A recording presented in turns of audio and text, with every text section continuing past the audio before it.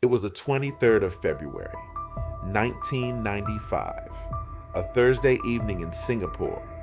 A 28-year-old man left a note on his desk. 2 words: "I'm sorry." He took his wife to the airport and boarded a flight to Borneo. Behind him, $1.4 billion in hidden losses. In front of him, the end of Britain's oldest merchant bank. 233 years of history. A bank that had financed the Louisiana Purchase. A bank with Queen Elizabeth II as a personal client, about to disappear. He did it alone, from one desk using one hidden account. This is how it happened. In the early 1990s, the city of London still moved to old rhythms. The biggest names in British finance were not the American investment banks. They were the merchant houses, Rothschild, Schroders, and at the very top, Barings. Barings was founded in 1762 by a German-born merchant named Francis Baring. By 1818, the French statesman, the Duc de Richelieu, had called it the 6th great European power, after England, France, Prussia, Austria, and Russia. A private bank ranked above entire empires. In 1803, Barings and the Dutch house Hope and Company financed the Louisiana Purchase, a single transaction that doubled the size of the United States. In 1890, the bank overextended itself in Argentine and Uruguayan debt and nearly collapsed. It was saved by an emergency consortium organized by the Bank of England with Rothschilds and the Banque de France. That rescue would matter later. By 1992, Barings had been a bank for 233 years. It had a staff of around 4,000. It ran private wealth for the Queen, but it wanted more. It wanted a seat at the new game, Asian derivatives, the volatile, high-margin world of futures and options on the Nikkei. That year, a new subsidiary was set up in Singapore. It was called Barings Futures Singapore. It needed a general manager. The manager they sent was a 25-year-old former back-office clerk from Watford. He had no university degree. He had never run a trading desk in his life. Nicholas William Leeson was born in Watford in 1967, son of a plasterer, council estate, 2 A-levels, no university. He started his career counting other people's trades. At Coots, the Royal Private Bank, he was a back office clerk. At Morgan Stanley, he settled futures and options. In 1989, he joined Barings on a starting salary of £12,000. He was 22 years old. In 1990, they sent him to Jakarta on a rescue job. Unpaid share certificates worth roughly £100 million were stuck in a settlement backlog. He fixed it.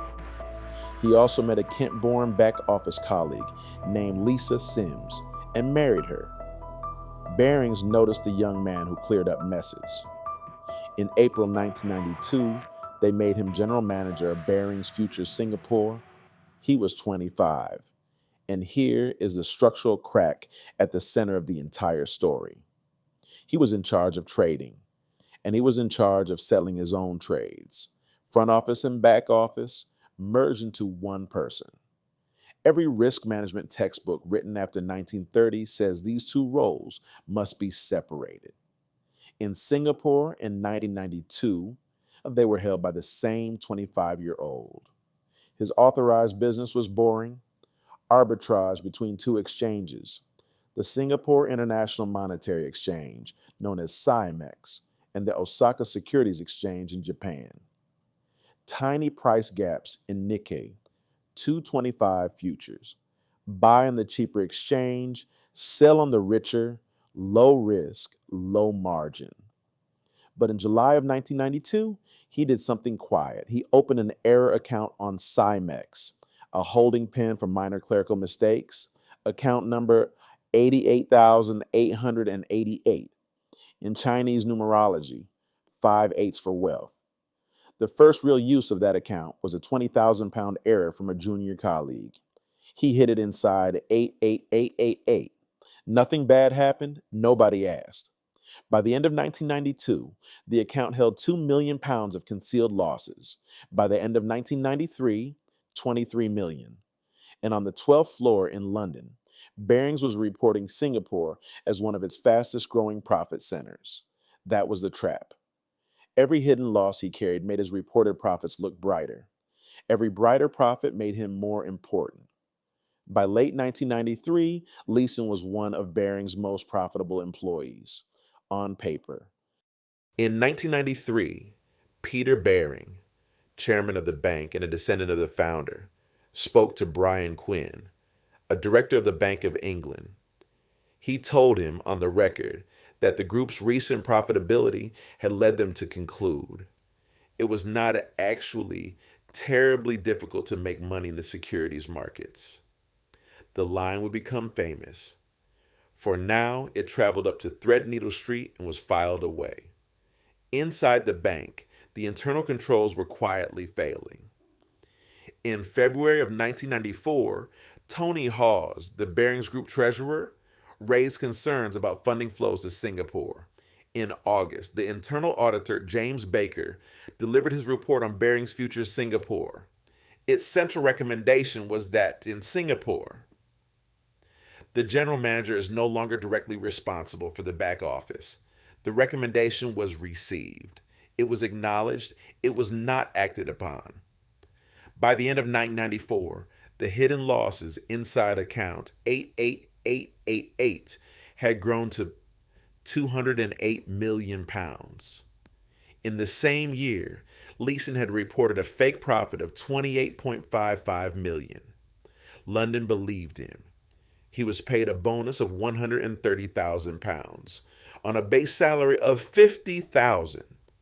To close that gap, he needed the Japanese stock market to stay still. So, on the 16th of January 1995, he sold a large short straddle on the Nikkei, both puts and calls, at roughly the 19,000 strike. If the market held flat, he would collect a great deal of premium and begin to dig out. At 5:46 in the morning, on the 17th of January, a magnitude 6.9 earthquake struck the city of Kobe. It killed approximately 6,400 people. When Tokyo reopened, the Nikkei fell 1,025 points. Both legs of his straddle were destroyed at the same time. He did not close the position. He did the opposite. He began buying Nikkei futures in size, trying to force the index back up. When it kept falling, he bought more. This is the textbook loser's move, the martingale.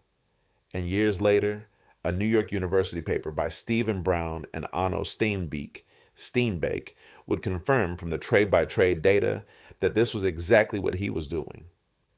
By mid-February, his long position was approaching 20,000 Nikkei future contracts, larger than the open interest of many sessions.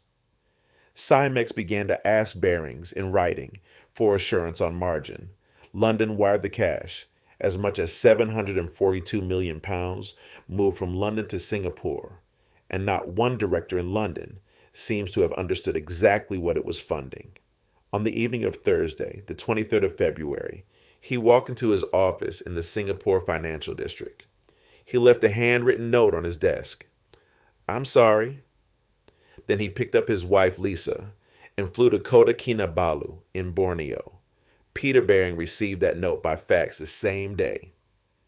The next morning, Friday the 24th, the London office began to understand the real number. Saturday the 25th of February, 1995. The Bank of England was not going to repeat the mistake of 1890. Or rather, it tried not to. A rescue consortium was assembled through Saturday and Sunday, with senior bankers called back from their weekends. The Sultan of Brunei was approached as a possible underwriter. The idea was the same as 105 years earlier. A group of banks, led by the Bank of England, kept the open-ended losses, keep the bank alive. In 1890, William Litterdale, then governor, had done exactly that in a single weekend, with Rothschilds and the Banque de France on the other end of the phone. This time, The liability was unbounded. Leeson's position was still open, still bleeding, and no one on the rescue side could write a check for whatever the Nicky decides. By Sunday evening, the 26th of February, the rescue had failed. Administrators were appointed. Barings Bank was insolvent. On the 6th of March, the Dutch bank ING bought Barings for £1. The global bonus pool, due to be paid that spring, was canceled. Roughly 1,200 staff at Barings Futures Singapore lost their jobs. Leeson, meanwhile, had left Borneo and was flying back toward London through Frankfurt. On the 2nd of March, German police stopped him during the stopover. He spent 9 months in a German maximum security prison while extradition was contested. Years later, he described it as the lowest point of his life. That was the one time I contemplated suicide, he said in a later interview. Of all the things he lost, he said, solitude inside that cell was the worst. On the 23rd of November 1995, he was extradited back to Singapore on a 12-and-a-half-hour Singapore Airlines flight. The in-flight movie that day was Bad Boys. Lisa was beside him. In December, a Singapore court sentenced him to 6.5 years in Changi prison on 2 of 11 counts of forgery and cheating. In 1998, in Changi, he was diagnosed with colon cancer. The tumor was the size of a softball. One of his lungs collapsed. He was operated on, given 6 months of chemotherapy, and survived. In July 1999, he was released early for good behavior. He had served 4 years and 4 months. In July of 1995, the Bank of England's Board of Banking Supervision published its report, 337 pages. A forensic reconstruction of how a single account in Singapore had erased a 233-year-old bank. Step back from one man. What Barings really exposed was a structural condition, not a personal one. 2 things had to be true at the same time for Leeson to happen. First, one person in Singapore could move very large positions without independent confirmation. Second, very large cash transfers could arrive from London without anyone in London understanding what they were for. A front office trader cannot do real damage if the back office is hostile. A back office clerk cannot hide anything if the front office has no authority. Put both roles in one person, and the controls dissolve. Every rogue trader disaster since Barings has repeated this pattern with variations. Yasuo Hamanaka. Yasuo Hamanaka at Sumitomo Copper. Roughly $2.6 billion concealed across a decade. Jerome Kerviel at Société Générale AHL in 2008. About 4.9 billion euros hidden inside fake offsetting trades. Kweku Adoboli, KWI Adobohali at UBS in 2011.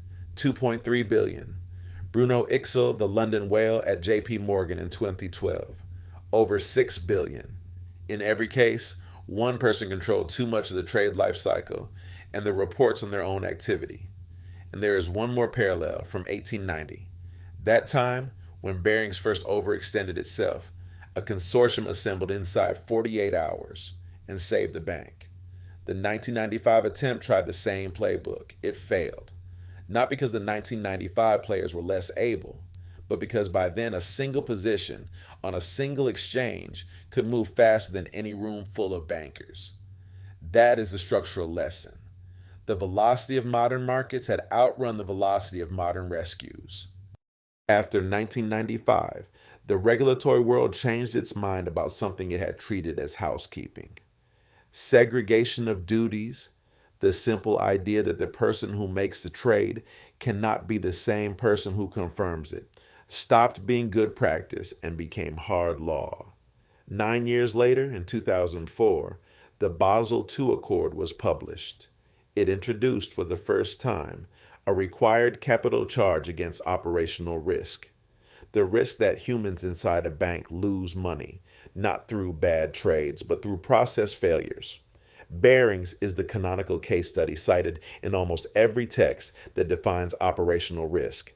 And yet, Kerviel happened in 2008, Adoboli in 2011, the London Whale in 2012, Archegos in 2021. Every one of those episodes rhymed in structure with the same three-line diagnosis from the 1995 Bank of England report: one person holding too many hats, a reporting line that led back to themselves, and a management culture that preferred the profit number to the question mark. Leeson himself, now in his late 50s, speaks publicly on operational risk.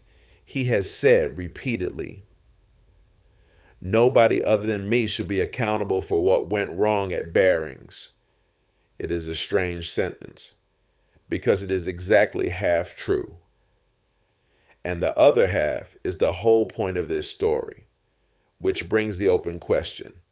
If the controls were known, the audit was written, the treasurer was worried, and the Cymex regulator was asking in writing, what in the end stopped anyone from stopping him? Return to the note. Thursday evening, the 23rd of February, 1995, a desk in Singapore. 2 words in blue ink on a white sheet of paper. 233 years of one of the most storied institutions in British finance. 1 man, 1 account, 1 crash. 3 years later, and across an ocean, the same decade would produce a very different kind of collapse. A fund run by Nobel laureates, not an unsupervised 28-year-old, leverage measured in the trillions. A rescue meeting held this time in New York. That is the next episode. This is Legends of Markets. If you want the next story before the next crash, subscribe.